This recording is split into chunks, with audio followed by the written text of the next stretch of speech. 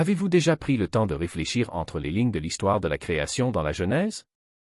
Si vous analysez attentivement, vous réalisez qu'il existe deux versions distinctes de la façon dont les êtres humains ont émergé et qu'elles ne concordent pas. Comprenons mieux.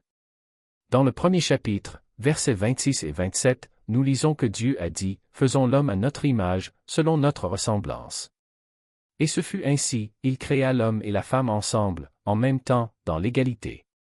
Mais dans le deuxième chapitre, le récit change complètement. À partir du verset 18, nous découvrons qu'Adam a été créé en premier et que Dieu n'a réalisé que plus tard qu'il avait besoin d'un compagnon.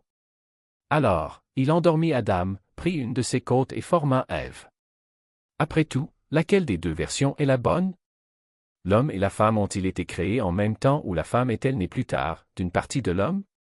Cette contradiction a intrigué les sages anciens, qui cherchaient une solution ingénieuse. Pour harmoniser les deux récits, une légende fascinante a émergé, qui introduit un personnage absent du texte biblique, Lilith. Selon cette tradition, il y avait une autre femme, créée avec Adam, son égale en tout. Mais quelque chose s'est mal passé. Son nom était Lilith et son histoire est une histoire de rébellion, d'exil et de transformation qui s'étend sur des siècles et continue de captiver les esprits jusqu'à aujourd'hui. L'origine de Lilith en tant que première épouse d'Adam vient de l'alphabet de Ben Sira, un texte juif satirique du début du Moyen Âge. Dans ce document, Lilith est décrite comme créée en même temps qu'Adam, à partir de la même terre et non à partir d'une côte. Alors qu'Ève a été façonnée plus tard, comme une extension de l'homme, Lilith est née pour être son égale. Mais cette égalité est vite devenue un problème.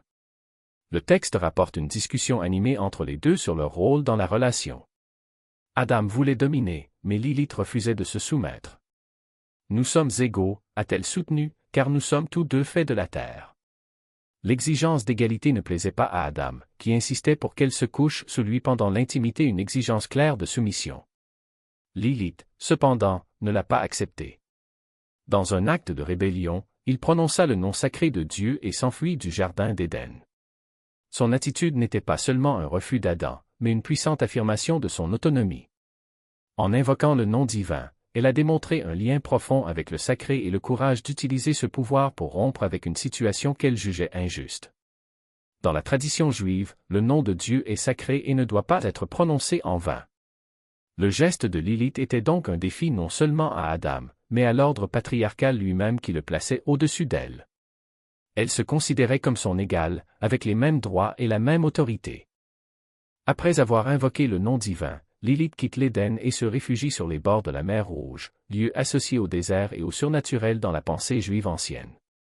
La mer Rouge, dans ce contexte, symbolise à la fois l'exil et la transformation. Un espace liminal, hors de l'ordre de l'Éden, où Lilith commence à se réinventer. Selon l'alphabet de Ben Sira, c'est laquelle fut associée au démon. Non pas comme une punition, mais comme une redéfinition de votre identité. En dehors des limites du paradis, Lilith est passée du statut de simple femme à quelque chose au-delà, une figure redoutée et puissante. La légende raconte que Lilith a commencé à attaquer les nouveau-nés, surtout dans les premiers jours de leur vie. Cette croyance est probablement née de la peur ancestrale de la mortalité infantile, souvent attribuée à des causes surnaturelles. Lilith est devenue l'incarnation de ces peurs, en particulier pendant la période de vulnérabilité avant que l'enfant ne reçoive un nom ou soit circoncis. Le texte explique qu'elle s'est transformée en démon qui a étranglé les bébés dans leur berceau, refusant de laisser Adam tranquille. Puis 3 anges se noient, Sens-Noix et Semange-Love furent envoyés pour la ramener. Ils représentaient l'autorité divine et la tentative de rétablir l'ordre. Mais Lilith refusa, même face aux messagers célestes. Son refus était plutôt un acte de défi, prouvant qu'elle valorisait sa liberté avant le confort ou la protection d'Éden. Mais l'histoire ne s'arrête pas là. Lilith a conclu un accord avec les anges, elle ne ferait pas de mal aux enfants qui portaient des amulettes portant les noms des 3. Ce qui a commencé comme une satire de l'alphabet de Ben Sira a pris sa propre vie.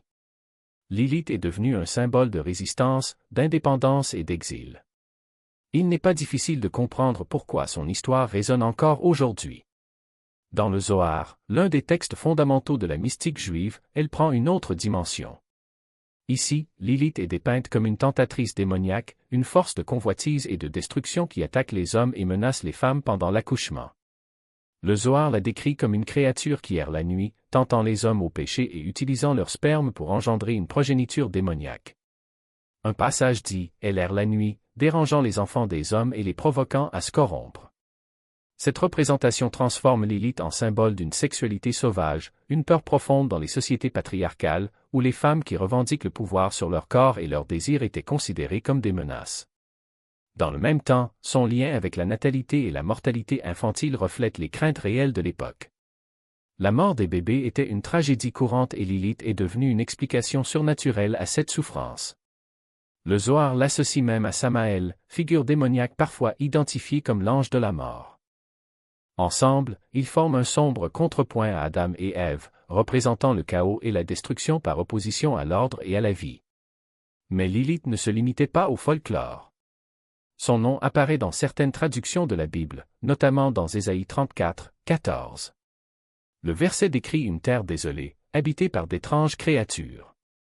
La version King James traduit le mot hébreu, Lili, par hibou hurlant, mais certaines traductions modernes, telles que la version standard révisée, utilisent le terme Lilith, la reliant à son identité folklorique de démon nocturne.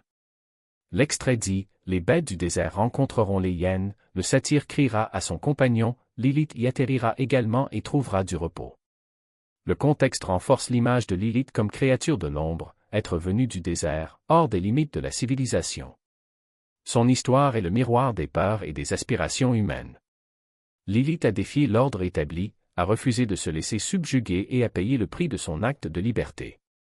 Elle est ainsi devenue une icône tantôt redoutée, tantôt admirée qui traverse les cultures et les époques.